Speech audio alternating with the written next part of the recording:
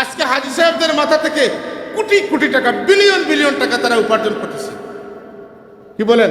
এটাকে একটু সহজ করে দেওয়া যেত না? একটু সহজ করে দেওয়া তো সম্ভব ছিল। কি বলেন? সম্ভব ছিল, কিন্তু বরং এই নেকির কাজটাকে গুনার কাজে রূপান্তরিত করার পায়তারা চলতেছে। আপনারা বলবেন কিভাবে? আমি একটা উদাহরণ দিই। আমি প্রথমে যখন আল্লাহ বাড়ির মেহমান হওয়ার সুযোগ হয়েছিল, তখন আইন ছিল যে একজন মুহরিম পুরুষ মহিলার সাথে থাকতেই হবে। এখন কিন্তু মুহরিম পুরুষ থাকার কোনো বিধান নেই। ইচ্ছা করলে একজন মহিলা মুহরিম ছাড়াও যেতে পারবে। এটা কি কোনো বিনোদনের ভ্রমণ?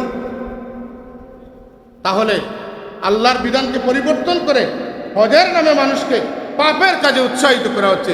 যারা এই কাজগুলো করতেছে তাদের জন্য গজব শুধু অপেক্ষা করতেছে না, গজব তাদের মাথার উপরে নেমে এসেছে। সাধারণ মানুষ যারা এটাকে ভালোবাসে না, এই কাজে তাদের কোনো সম্পর্ক নেই, তারা বাধ্য হয়ে কাজগুলো করতেছে। ওয়েস্টার্ন কালচার, এমনকি ইহুদিরা এই মাটিতে চলাফেরা করতেছে। শুধু তা নয়, শরীয়তের খেলাফ বেপরদা, এমনকি হাঁটুর উপরে কাপড় রেখে এই পুণ্যভূমিতে মানুষ চলাফেরা করতেছে। এই ভয়াবহ পরিস্থিতি আমরা দেখবো তা ভাবছিলাম না, কিন্তু আজকে তো সেটা আমাদের প্রত্যক্ষ করতে হচ্ছে, দেখতে হচ্ছে। এজন্য আমরা আল্লাহর কাছে মাফি চাই।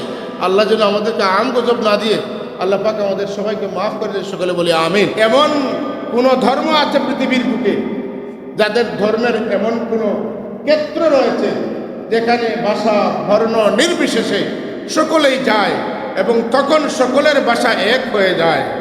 ভাষাটা কি হয়? লব্বাইক আল্লাহুম্মা লব্বাইক, লব্বাইক লা শারীকা লাক লব্বাইক, ইন্নাল হামদা ওয়ান নি'মাতা লাকা ওয়াল মুলক লা শারীকা লাক। সবার জবান থেকে যখন মক্কা শরীফ থেকে আরাফার দিকে, মুজদলিফার দিকে, মিনার দিকে মানুষ যায়, তখন একটা কাপড় লুঙ্গি, অনেকেরই লুঙ্গিটা হাঁটুর নিচে থাকে, বাকি জায়গাটা খালি থাকে। শরীর থেকে দেখা যায় পেট, দেখা যায় পিঠ, দেখা যায়, ব্যস্ততার কারণে ঢাকা যাচ্ছে না। এই ফকিরি, এই দুর্বলতা, এই ইনকেসারি, এই আজিজি, এই ভদ্রতা, এই অনুসূচনা কোন ধর্মে রয়েছে? একটি ধর্ম, ইন্নাদ-দীন ইনদাল্লাহিল ইসলাম।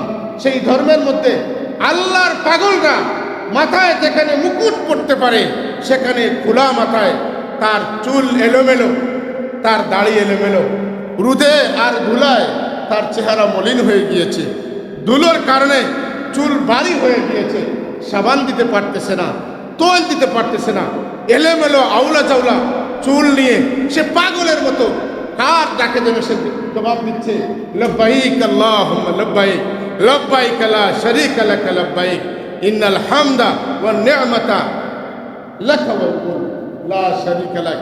সেই অবস্থায় সেই গাড়িটি পিছনে আছে, হাতে আছে, মুখ দিয়ে বলতেছে আমি চলে এসেছি, সমস্ত শুকরিয়া তোমার, সমস্ত রাজত্ব তোমার।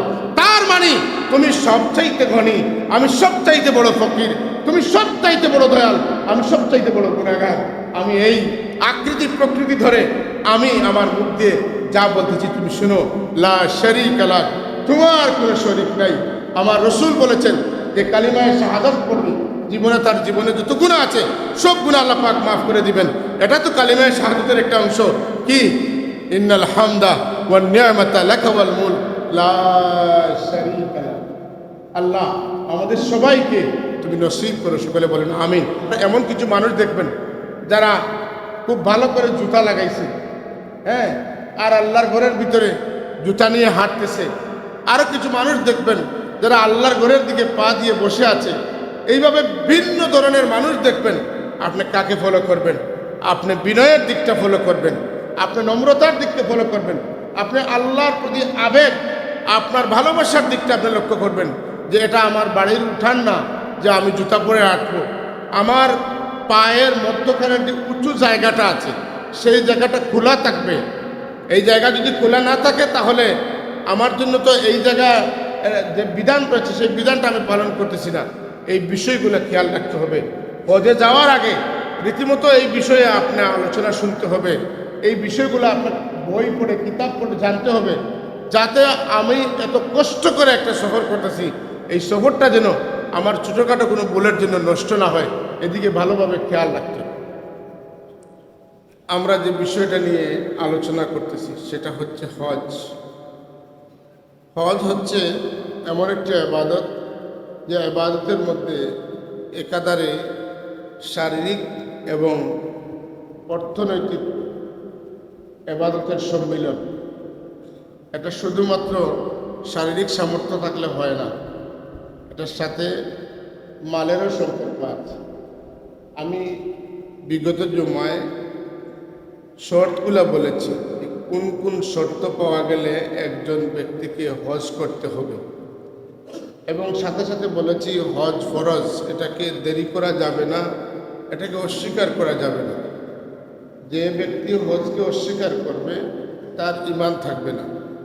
যিনি গাফলতি করবেন, হজ করবেন না, তার জন্য রাসূলুল্লাহ সাল্লাল্লাহু আলাইহি ওয়াসাল্লাম ধমক দিয়েছেন যে যার যাওয়ার পথে কোনো বাধা নেই, সরকারিভাবে কোনো বাধা নেই, অসুস্থতা নেই, আর সে হজ করলো না, রাসূলুল্লাহ সাল্লাল্লাহু আলাইহি ওয়াসাল্লাম বলেছেন ফালিয়ামুত ইনশা ইয়াহুদিয়্যু ওয়া ইনশা নাসরানিয়্যা, সে ইহুদি অথবা খ্রিস্টান হয়ে মারা যাক, আমার কোনো আসে যায় না। এজন্য আমরা আল্লাহর কাছে দোয়া করি, আল্লাহুম্মা হফাজনা মিন সুইল খাতিমা ওয়া ওয়াফিকনা লিআদাই ফারাইদিকা কামা তুহিব্বু ওয়া তারদা। হে আল্লাহ, আমাদেরকে অপমৃত্যু থেকে আপনি হেফাজত করুন এবং আমাদেরকে আপনি কর্তৃক, আল্লাহ কর্তৃক যত ফরজিয়ত অপরিহার্য দায়িত্ব রয়েছে সেই দায়িত্বগুলো যেন আমরা ভালোভাবে পালন করতে পারি, তুমি আমাদেরকে তাওফিক দাও। একটা কথা মনে রাখতে হবে যে এই ব্যাপারটা অত্যন্ত প্রয়োজনীয়, কিন্তু মানুষের মধ্যে শুভ বুদ্ধির প্রয়োজন আছে। মানুষের অন্তরের মধ্যে একটা চেতনা, একটা উৎসাহ উদ্দীপনার প্রয়োজন রয়েছে যে আল্লাহ পাক আমাকে হালাল মাল দিয়েছেন, এটা আমি খরচ করে আল্লাহর রাহে আমি এই টাকাটা খরচ করব। যারা এই কথা, এই মনোভাব, এই মনস্থির করতে পারে, তাদের জন্য তাদের সম্পদ থেকে এই টাকাটা খরচ করাটা তারা ডিডাকশনের কিছু দেখে না, তারা প্রোডাকশনে দেখে। কারণ আপনি একবার হজ করতে গেলে এই সময়ে প্রায় 10 লক্ষ টাকার প্রয়োজন হয়। 10 লক্ষ টাকা আপনার উপার্জিত টাকা থেকে আপনি ব্যয় করবেন, এটা যদি আপনি শুধু দুনিয়াবি দিকটা দেখেন তাহলে আপনার জন্য একটা ডিডাকশন আছে। হ্যাঁ, আপনার জন্য একটা লস প্রজেক্ট হতে পারে, কিন্তু একজন মানুষ যখন তার অনুভূতি, তার চিন্তায় এই কথাটা অনুভব করে, সে বুঝে যে আমাকে আল্লাহ এই সুযোগ দিয়েছেন, আমাকে সুস্থ রেখেছেন, আমাকে রাস্তা নিরাপদ করে দিয়েছেন, আমাকে এত টাকার মালিক বানিয়েছেন, আমার আল্লাহকে আমি দেখি নাই। কিন্তু তো যেটা বলতেছিলাম যে একজন মানুষ সে তার 10 লক্ষ টাকার দিকে তাকায় না, আল্লাহ পাক দিছে এজন্য বলে যে আমাকে তো আল্লাহ সুযোগ দিয়েছেন, সুস্থ রেখেছেন, রাস্তা নিরাপদ রেখেছেন, আমার চোখ ভালো আছে, আমার কোন রাস্তায় কোনো আপত্তি নেই, বাধা নেই। আমার আল্লাহ, তাকে দেখি নাই, তাকে বিশ্বাস করেছি। তো আল্লাহ নিজে বলেছেন সেখানে তার একটা ঘর আছে।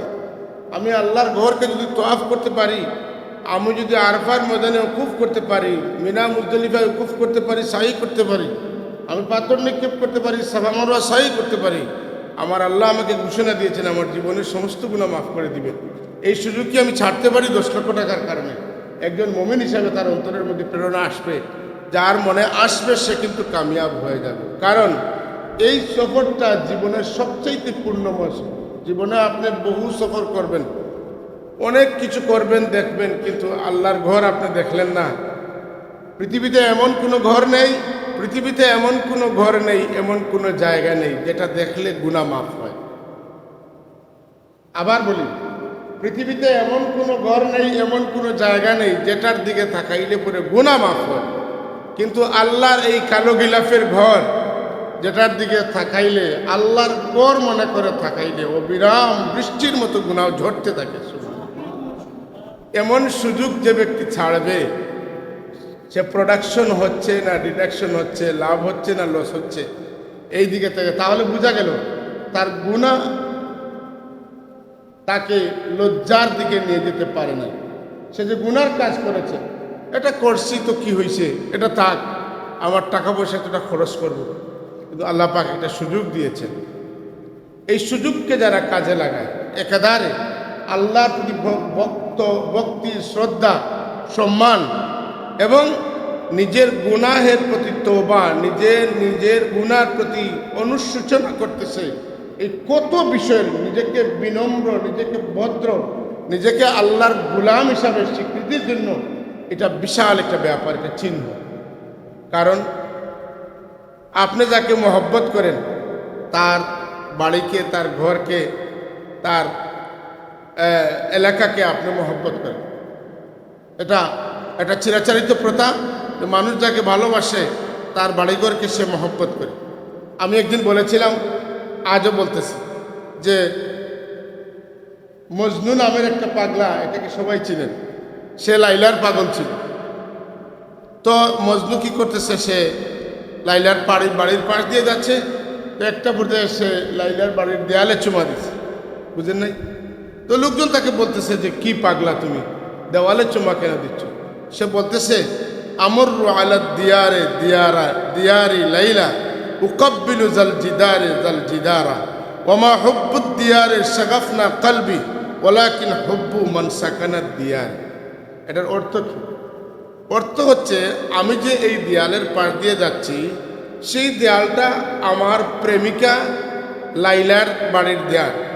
আমি আসলে এই দেয়ালে চুমা দেই না, বরং এই বাড়ির দেয়াল যার, তাকে চুমা দিয়েছি।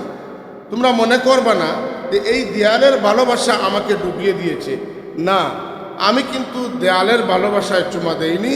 ওয়ালাকিন হুব্বু মান সাকানাত দিয়ারা, যে এই দেয়ালের ভিতরে বসবাস করে তাকে আমি ভালোবাসি। আপনি একটা জিনিস লক্ষ্য করবেন, আমার সম্মানিত মুসল্লিয়ানে কেরাম, আল্লাহর বান্দারা কিন্তু যখন তওয়াফ শুরু করতে চায়, তখন ডান কাঁধের বরাবর যখন হাজারে আসওয়াদ হয়, তখন হাজারে আসওয়াদকে চুমা দেয়, দেখি না? আমরা তো যেতে পারি না, কাছে যাওয়া কঠিন হয়, কিন্তু চুমা দেওয়ার উদ্দেশ্যে তো আমরা হাত বাড়িয়ে আল্লাহু আকবার বলে চুমা দেই, ঠিক না? এটা কি? এটা ওই যে পাগল, সে তার লাইলাকে পায় নাই, কিন্তু দেয়ালকে পেয়েছে, চুমা দিয়ে। বুঝবেন কথাটা? ওই আল্লাহর পাগলটা আল্লাহকে পায় নাই, কিন্তু আল্লাহর ঘর পাইছে, আল্লাহর ঘরে চুমা দিয়েছে। আপনি জানেন যে আল্লাহ রব্বুল আলামিন রুহানি ভাবে এই হাজারকে, এই পাথরকে চোখ দিয়েছেন, দেখার পাওয়ার দিয়েছেন। কিয়ামতের দিন তাকে কথা বলারও শক্তি দিবেন। একটা পাথর, সে সেদিন কথা বলতে পারে। সেদিন পাথর, আজকে পাথর আপনাকে দেখতেছে, আর সেদিন পাথর আপনার পক্ষে কথা বলবে। কি বলবে? যে আপনার বান্দা আমাকে চুমা দিয়েছে, আপনাকে দেখে নাই, কিন্তু আপনার ভালোবাসাটা প্রদর্শন করেছে আমার গায়ে চুমা দিয়ে। আমি সাক্ষী দিচ্ছি, আমি প্রদর্শন করেছি, আমি তার পক্ষে বলতেছি, আল্লাহ তাকে মাফ করে দেয়। আমরা হাজারে আসওয়াদের চুমার ফজিলত জানি, যে হাজারে আসওয়াদের চুমা দেয় তার জীবনের সব গুনাহ মাফ হয়ে যায়। আচ্ছা, আসেন সামনে। হাজারে আসওয়াদটা যখন আপনি অতিক্রম করবেন, তার পাশে একটু জায়গা যাওয়ার পরে দরজা আছে, বাব আছে। এই দরজা এবং বাবের মাঝখানে যে জায়গা, এই জায়গার নাম হচ্ছে মুলতাজাম। নাম কি? মুলতাজাম। ওই মুলতাজামে মানুষ কি করে?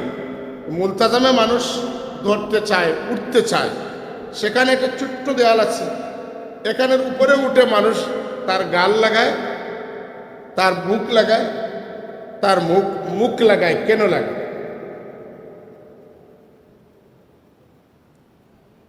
একটা শিশুকে যখন তার মা দুষ্টমি করার জন্য মারে,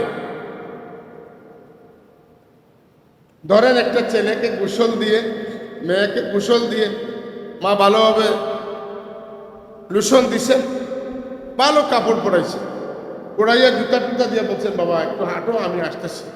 দেখা গেল যে সে আবার ময়লায় পড়ে তার সারা শরীর, কাপড় চোপড় সব নষ্ট করছে। স্বাভাবিকভাবে মার কিছু রাগ আসতে পারে, গুসা আসতে পারে। আসছে যখন তারে মা পরিষ্কার করে বলতেছে যে তুমি কেন ময়লাটা সানলা, তখন মা যখন কুলে নিয়ে বাচ্চাকে মারে, তখন ছেলে মাকে ধাক্কা দিয়ে নিচে পড়ে যায় না, মা যত মারে বাচ্চা মাকে আরো জড়াইয়া ধরে। মাকে আরো বেশি জড়াইয়া দেন। মুলতাজিমের বিষয়টা এমন যে আল্লাহ আমি গুনাহ করেছি, কিন্তু তোমাকে পাই নাই, তোমার ঘর পেয়েছি, আমার বুক মুখ সব তোমার সাথে জড়াইয়া ধরছে। আল্লাহ আমার গুনাহের কারণে তুমি আমাকে তাড়াইয়া দিও না। যদি একজন মা বাচ্চা অপরাধ করার কারণে তাকে আবার গোসল দিয়ে তার কুলে নেয়, বাচ্চাকে ধাক্কা দিয়ে ফেলে দেয়, আল্লাহ আমি তো জীবনের সমস্ত গুনাহ নিয়ে এসেছি, তুমি আমাকে ফেলে দিও না, তুমি আমাকে ছুঁড়ে মেরো না, আমি তোমার গোলাম। এই হচ্ছে আমার পরিচয়। যদি আমি তোমার গোলাম না হতাম তাহলে 10 লক্ষ টাকা খরচ করে আমি এখানে আসার কোনো প্রয়োজন ছিল না। আমি তোমাকে ভালোবাসি, তুমি আমাকে একটু ভালোবাসা দাও। তোমার ভালোবাসায় আমার গাল, আমার বুক তোমাকে পাই নাই, কিন্তু তোমার ঘরকে আমি জড়িয়ে ধরেছি। সুবহানাল্লাহ। এই সফরটা শুধুমাত্র কোনো একটা বিদেশ ভ্রমণ নয়, এটা আধ্যাত্মিকতা, একটা রুহানি, একটা ভালোবাসা, একটা প্রেমাস্পদের সফর, যেখানে লুকিয়ে আছেন আমার অন্তরে আমার মাহবুব, আমার খুদা, আমার রব, আমার আল্লাহ। আমি আল্লাহকে ভালোবেসি, আমার জীবন উৎসর্গ করে, আমার জীবনের বড় একটা অঙ্কের টাকা ব্যয় করে আমি তার সেই ঠিকানা বায়তুল্লাহ চলে এসেছি। এই ধ্যান, এই মনোভাব রাখতে হবে। এই যে ভালোবাসার, অকৃত্রিম ভালোবাসার পরিচয়, যার সাথে মিশে আছে আমার 10 লক্ষ টাকা, যার সাথে মিশে আছে আমার দৈহিক বিশাল বড় পরিশ্রম, যদিও বিষয়টা অনেক ক্ষেত্রে ঠিক না, আবার এটাকে কেউ নাজাইজও বলতে পারবেন না, বিশেষত পুরুষদের জন্য, যারা একটা তো শেষ করে চায় যে হাজারে আসলে চুমা দিবে, এর জন্য দীর্ঘক্ষণ ঘন্টার পর ঘন্টা একজন আরেকজনের সাথে ধাক্কাধাক্কি করে।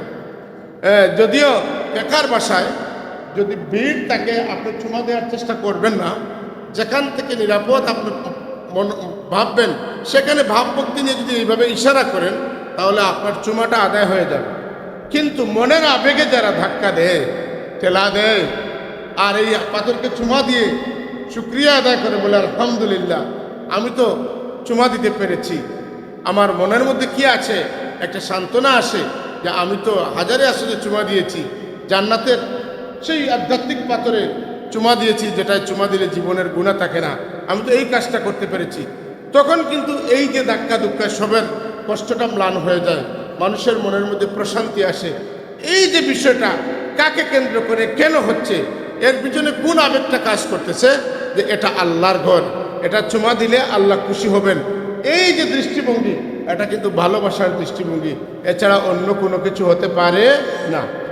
বিরাদরান ইসলাম, এজন্য আপনাকে আমাকে, যাদেরকে আল্লাহ পাক তৌফিক দিয়েছেন, যাদের রাস্তায় কোনো বাধা নেই, যারা এমন অসুস্থ না যে পারবেন না, ইনশাল্লাহ আপনারা যারা যাবেন দেখবেন এমন সামর্থ্যশীল মানুষ যাদের এক সাইড চলে গিয়েছে, পা নষ্ট হয়ে গিয়েছে, তার ছেলেমেয়েরা তাকে কোনো মতে প্লেনে উঠাইয়া নিয়ে আসছে, আর ওরা কি করতেছে, ওই গাড়িতে করে তোয়াফ করতেছে যে আল্লাহ আমার তো সব চলে গিয়েছে, এরপরেও আমি অসুস্থ হয়ে আপনার কাছে এসেছি, আপনি আমাকে মাফ করে দেন, আমাকে সুস্থ করে দেন। এদের তোয়াফগুলো দেখলে, এদের আবেগ দেখলে মনে হয় যেন আসলে আমরা আল্লাহর ঘর তোয়াফের জন্য যে আবেগটা প্রদর্শন করা প্রয়োজন ছিল, যে আবেগ নিয়ে, যে সেন্টিমেন্ট নিয়ে আমি আল্লাহর ঘর তোয়াফ করা উচিত ছিল, সেটা যেন আমার হচ্ছে না। আবার এমন কিছু মানুষ দেখবেন যারা খুব ভালো করে জুতা লাগাইছে, হ্যাঁ, আর আল্লাহর ঘরের ভিতরে জুতা নিয়ে হাঁটতেছে। আরও কিছু মানুষ দেখবেন যারা আল্লাহর ঘরের দিকে পা দিয়ে বসে আছে। এইভাবে ভিন্ন ধরনের মানুষ দেখবেন। আপনি কাকে ফলো করবেন? আপনি বিনয়ের দিকটা ফলো করবেন, আপনি নম্রতার দিকটা ফলো করবেন, আপনি আল্লাহর প্রতি আবেগ, আপনার ভালোবাসার দিকটা আপনি লক্ষ্য করবেন, যে এটা আমার বাড়ির উঠান না যে আমি জুতা পরে হাঁটবো। আমার পায়ের মধ্যখানে যে উঁচু জায়গাটা আছে সেই জায়গাটা খোলা থাকবে। এই জায়গা যদি খোলা না থাকে তাহলে আমার জন্য তো এই জায়গা যে বিধান রয়েছে সেই বিধানটা আমি পালন করতেছি না। এই বিষয়গুলো খেয়াল রাখতে হবে।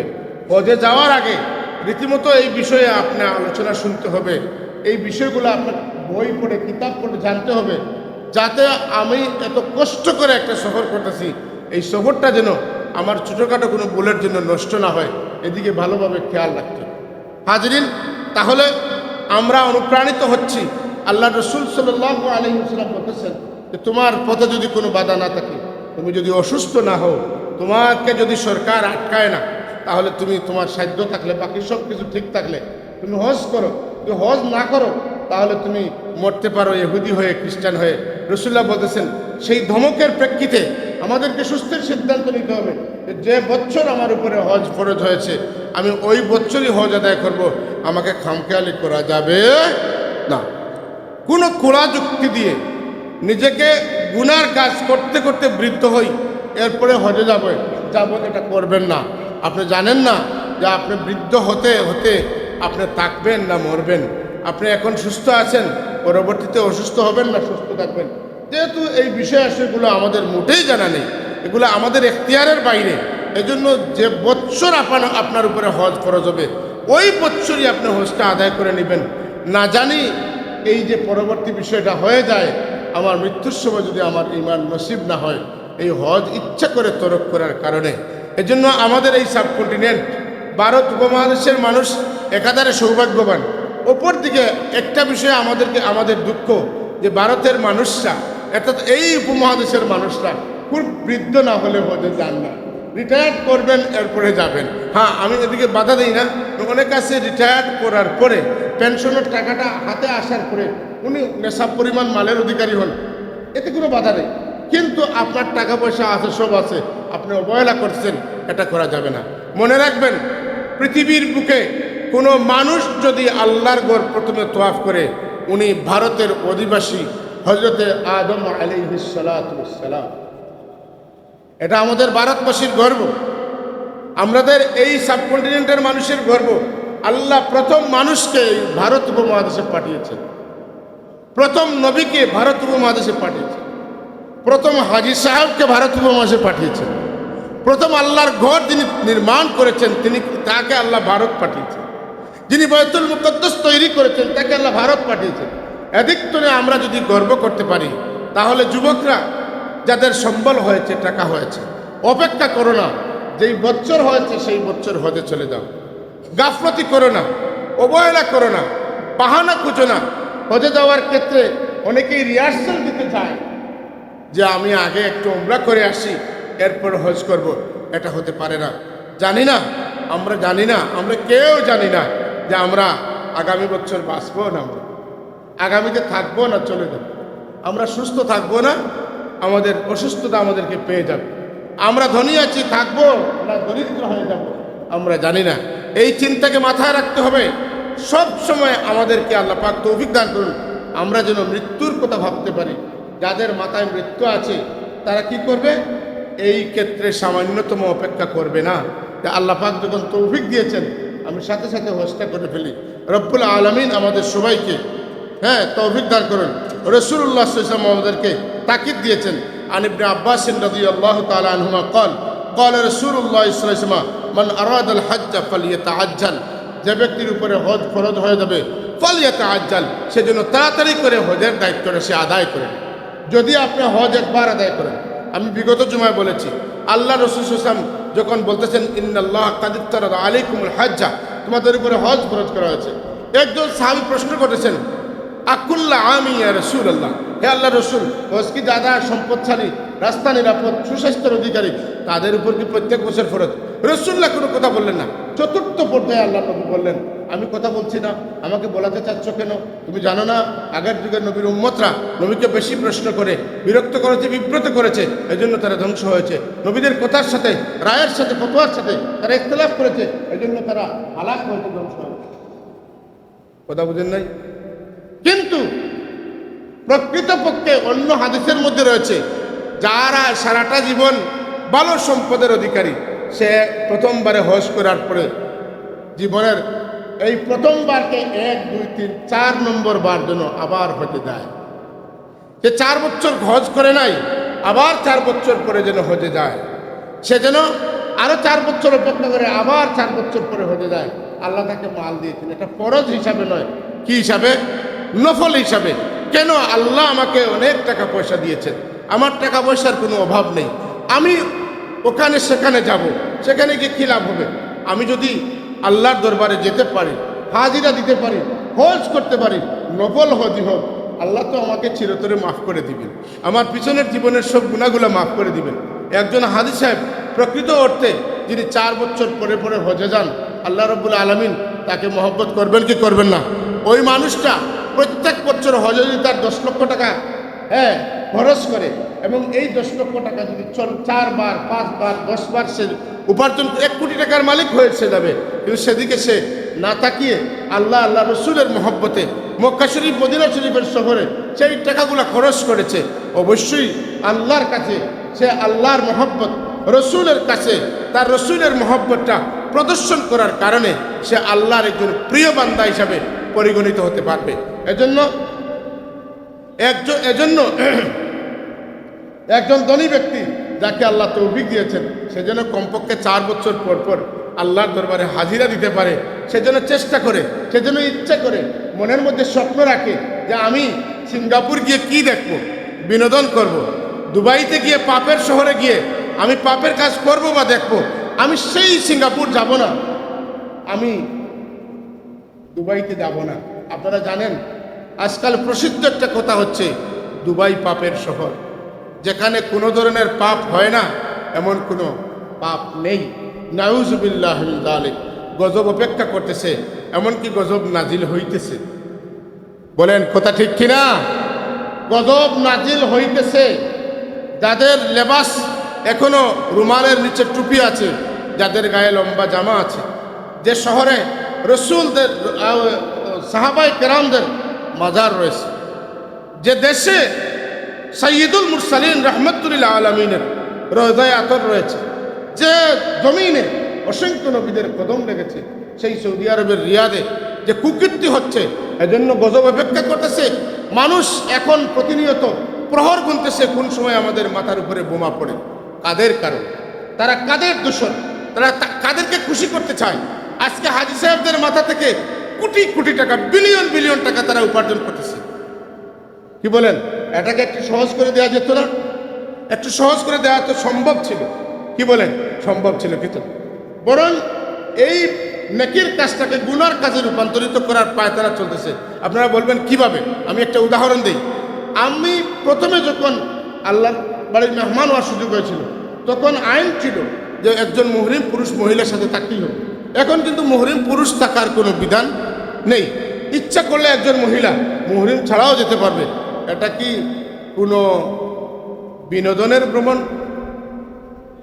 তাহলে আল্লাহর বিধানকে পরিবর্তন করে হজের নামে মানুষকে পাপের কাজে উৎসাহিত করা হচ্ছে।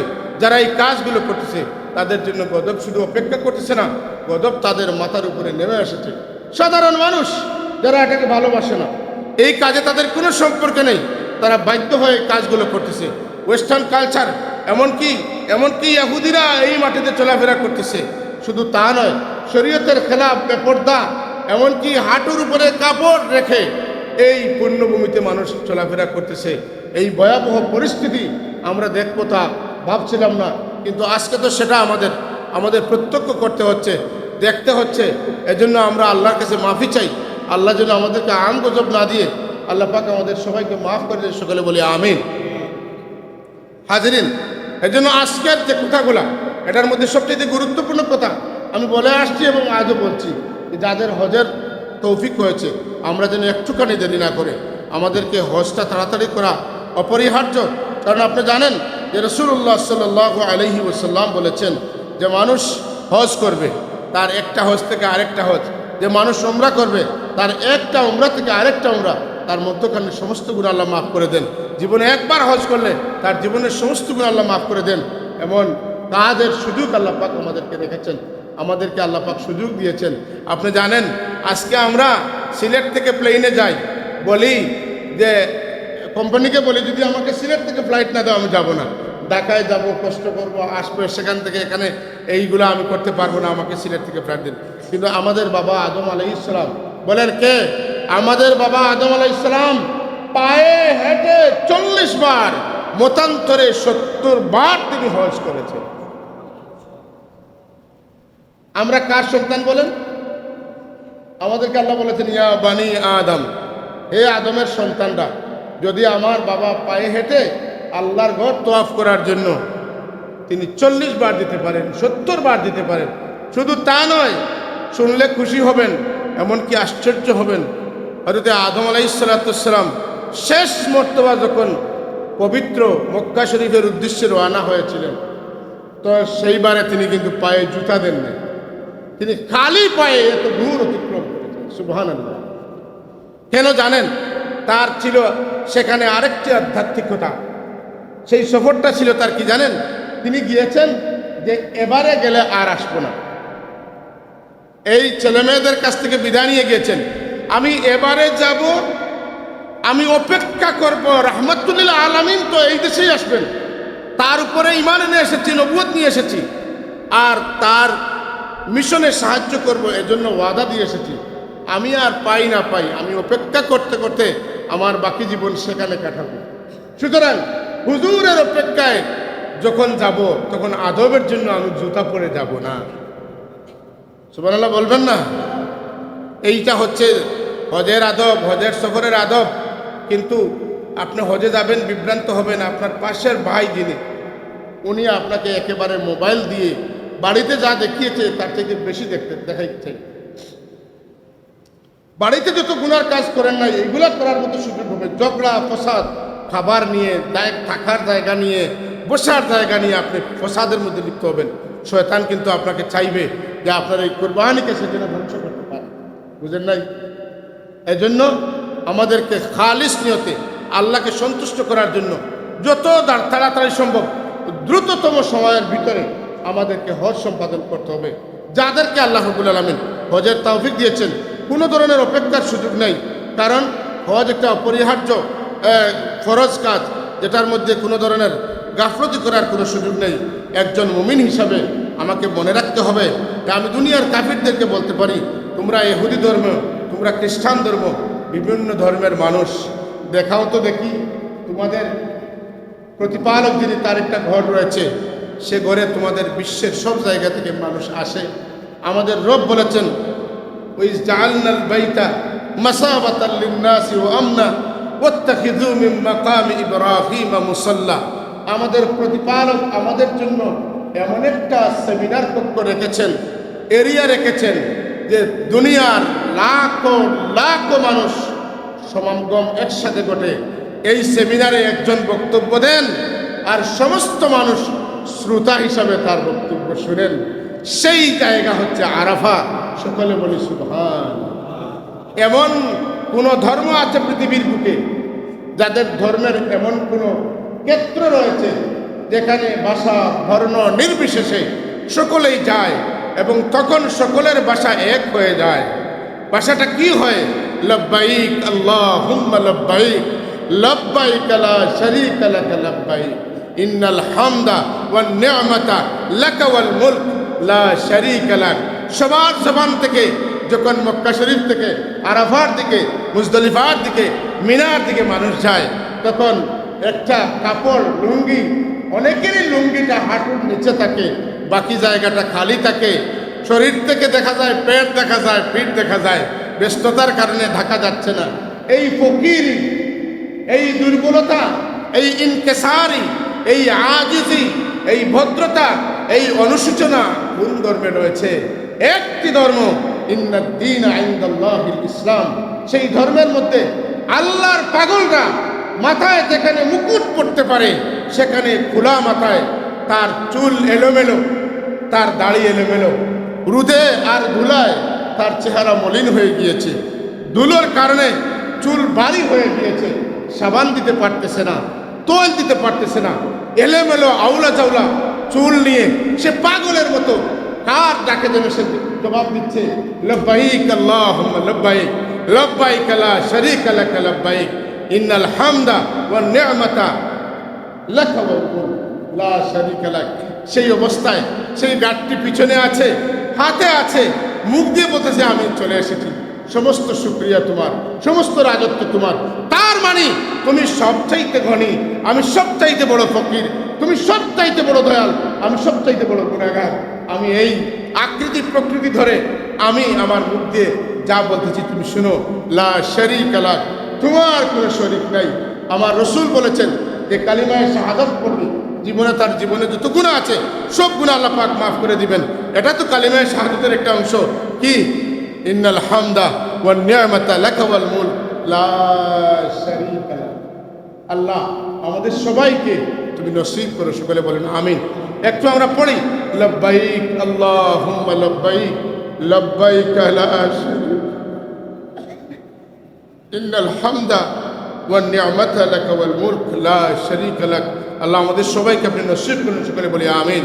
আল্লাহুম্মা সাল্লি আলা সাইয়্যিদিনা মাওলানা মুহাম্মদ ওয়া আলা আলি সাইয়্যিদিনা মাওলানা মুহাম্মদ। আল্লাহুম্মা সাল্লি আলা সাইয়্যিদিনা মাওলানা মুহাম্মদ ওয়া আলা আলি সাইয়্যিদিনা মাওলানা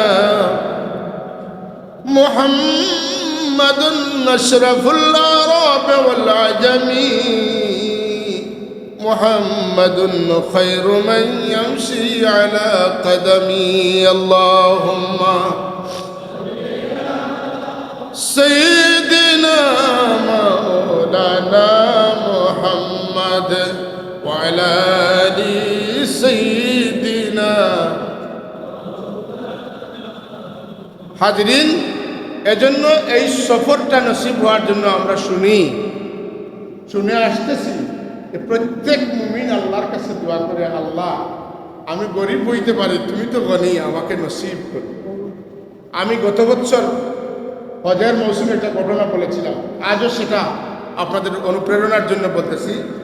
একজন রিক্সা ড্রাইভার, সে হজ ক্যাম্পের পাশে, আসলে সে রিক্সা ড্রাইভার না, তার লেখাপড়া আছে, সব আছে, ঠিক আছে, কিন্তু তার উদ্দেশ্য হচ্ছে যখন হাজিরা হজ ক্যাম্পে যাবেন, রিক্সা চড়বেন, তখন আমি এই সময়টা ক্যাম্পে নিয়ে যাবো, কোনো ভাড়া নিব, আমার হজে যাওয়ার সাধ্য নাই, কিন্তু এদেরকে একটু পরিবহন করব। আল্লাহ দেখবেন যে আমি কি করতেছি, হাজিদের খেদমত করতেছি। তো উনি প্রত্যেক বছর এইভাবেই করে। আর যাদেরকে সে পরিবহন করে তাদেরকে বলে যে আমার জন্য দোয়া করিয়েন, আল্লাহ যেন আমাকে হজ নসিব করে। তো হাজি সাহেবটা মাঝে মধ্যে তাকে জিজ্ঞেস করে, আচ্ছা তুমি রিক্সা চালাও, তুমি কিভাবে চিন্তা করে যে তুমি হজে যাবে? সে বলে আমি রিক্সা চালাইতে পারি, কিন্তু আল্লাহ চাইলে তো আমাকে নিতে পারে। তো একটা পর্যায়ে এইভাবে চালাচ্ছে, একজন হাজি সাহেব একদিন বললেন যে তোমার ফোন নম্বরটা একটু আমাকে দাও, আমি খোঁজখবর নিয়ে দেখবো তুমি কোনোদিন হজে যাও কিনা, আর যদি যাও তাহলে তুমি আমাকে একটু ফোন দিবা, আমি বুঝবো যে তোমার আবেগটা কাজে আসছে। বুঝলেন না কথা? দুইজনের ফোন নিচ্ছে। তো এক সময় ওই হাজি সাহেব উনার মাকে নিয়ে হজে যাবেন, উনার মাকে নিয়ে হজে যাবেন। এখন উনার মা খুব মাজুর মানুষ, ওর জন্য ওভারঅল উনি মায়ের খেদমতে থাকলে বাকি কাজগুলা উনি একা করতে পারবেন না মাকে বাদ দিয়ে। তো উনি চিন্তা করলেন ওই রিক্সা ড্রাইভারকে একটু ফোন দেই, সে যদি যেতে চায় তাহলে তাকে আমাদের খাদিম হিসাবে নিয়ে যাব। তো উনার মাকে নিয়ে যাবেন, ওনাকে ফোন দিছেন, ভাই আমি তো চাইতেছি এবারে আমি আম্মাকে নিয়ে হজে যাব, আপনি কি আমার সাথে আমার মা আমার খেদমতের জন্য আপনি যেতে পারবেন? উনি বলে ভাই আমি তো সারা জীবন এটাই চাইছি, আল্লাহ কবুল করছে। এটা ভাববেন না আমি পারবো না, আমি পারবো না, চাইতে কি পারবো না, চাইতে পারবো। এজন্য প্রত্যেক মুমিন মাত্র আল্লাহর মেহমান হওয়ার জন্য দোয়া করবেন। আপনি আপনার জীবদ্দশায় দেখবেন বার্ধক্যকালীন সময়ে আপনার ছেলে আপনাকে বলতেছে, বাবা আমার মন চাচ্ছে অনেক কিছু করতে পারবো, আপনাকে পাবো না। আপনি তো শুনছি সারা জীবন দোয়া করেছেন হজে যাবেন, আল্লাহ তো আমাকে তৌফিক দিয়েছে, আপনি এবারে হজে চলে যান। আপনি খুশিতে আবেগে দোয়া করবেন। আমি দেখেছি আমার ফ্যামিলিতেই একেবারে নিকটাত্মীয়, আমার নাম বলতেছি না, উনি মোটামুটি একটা পরিমাণ যখন তার অর্থবিত্ত হয়েছে তখনই ওনার বাবাকে হজে পাঠাইছে, মোটামুটি কোনো মতে। এরপরে ওনার বাবাকে দোয়া করছে, আল্লাহ পাক এখন সিলেট শহরে, ঢাকা শহরে তাকে কি দিছে আমরা আমরা একেবারে পরিবারের মানুষ হয়েও জানি না কত সম্পদ তার হয়েছে। উনার বাবা এমন মানুষ ছিল যে যখন মাঠে খেতে যেত তখন ওনার পকেটে করে টাকা নিয়ে যেত, লঙ্গির এখানের ভিতরে ফাড় দিয়ে সে টাকা নিত, বলতো যে যদি সেখানে গিয়ে কেউ আমার কাছে টাকা চায় আমি বলবো না বাড়িতে এসে দিব, আমি সেখানে যেন দিতে পারি। আর ওনার বাবার দোয়ায় উনি এত মাল দিছে, আল্লাহ মালে মাল হয়ে গিয়েছে। আপনি চাইলে ইচ্ছা করলে দোয়া করলে যিনি বলেছেন ওয়াদা দিয়েছেন তুমি আমার কাছে চাও আমি তোমাকে দেব। আমরা বিগত দিন হাদিসে পড়েছি রাসূলুল্লাহ সাল্লাল্লাহু আলাইহি ওয়াসাল্লাম বলেছেন যে হুজ্জাজ এবং উম্মার আল্লাহর ওয়াফদ মানে আল্লাহর মেহমান, মেহমান যা চায়। আমি বলেছিলাম একজন মেহমান আপনার বাড়িতে এসে বলতেছে যে জনাব আমার গলায় একটু বেটে একটু গরম পানি দেন, আপনি তাড়াতাড়ি করে ঘরে গিয়ে বলবেন আমার মেহমান অসুস্থ একটু গরম পানি দেন, ঘর থেকে দেওয়া হবে না। যদি আপনার একজন মেহমান যা চায় তাকে আপনি দেন তাহলে আল্লাহর মেহমান তিনি যা চাইবা তাই দিতে সক্ষম, আর কেউ এতটা সক্ষম নয়। আল্লাহুস সামাদ, আল্লাহ মুখাপেক্ষী। আপনি পানি দেওয়ার জন্য আপনার বিবির কাছে আপনি মুহতাজ হতে পারেন, কিন্তু আল্লাহ আপনাকে জমজমের পানি খাওয়াইতে পারেন, হাউজে কাউসারের পানি খাওয়াইতে পারেন, কারো কাছে আল্লাহকে চাইতে হবে না। এজন্য আমাদের সবাইকে আল্লাহর কাছে চাইতে হবে যে আমি যাব এবং আল্লাহর কাছে চেয়ে নিয়ে আসবো। আল্লাহ রাব্বুল আলামিন যেন আমাদের সবাইকে তৌফিক দান করেন, আমরা সকলে তার মেহমান হতে পারি। মনে রাখবেন হজে যাব, আমি চেষ্টা করব এখন থেকে আমাকে প্রিপারেশন নিতে হবে। আমার প্রিপারেশন পিরিয়ড চলতেছে, একদিকে আমি পড়াশোনা করে মাসাইলগুলো জানবো, অপর দিকে আমি এখন থেকে আমার অনুভূতির মধ্যে এই চেতনা জাগাবো যে আমি হারামাইন শরীফাইনের মেহমান হব। এই রিহার্সালটা, এই কাজটা যদি আপনি এখন থেকে করেন মাশাআল্লাহ, ফালা রফাসা ওয়ালা ফুসুকা ওয়ালা জিদালা, এই 3 কাজ থেকে আপনি এখন যদি কেউ আপনাকে কথা খারাপ বলে আপনার জবাব দিবেন না, আপনাকে অভ্যস্ত করবেন, ট্রেন আপ করবেন। আপনাকে মারতে আসে আপনি অন্যভাবে মোকাবিলা করবেন, আপনি মারতে যাবেন না। যখন এটা অভ্যাস করবেন 2 মাস আগে থেকে আপনি চেষ্টা করতেছেন তখন তো পারবেনই। আল্লাহ তাবারাকা ওয়া তাআলা আমাদের সবাইকে এই সফরের মুসাফির হিসাবে কবুল করেন, সকলে বলি আমিন।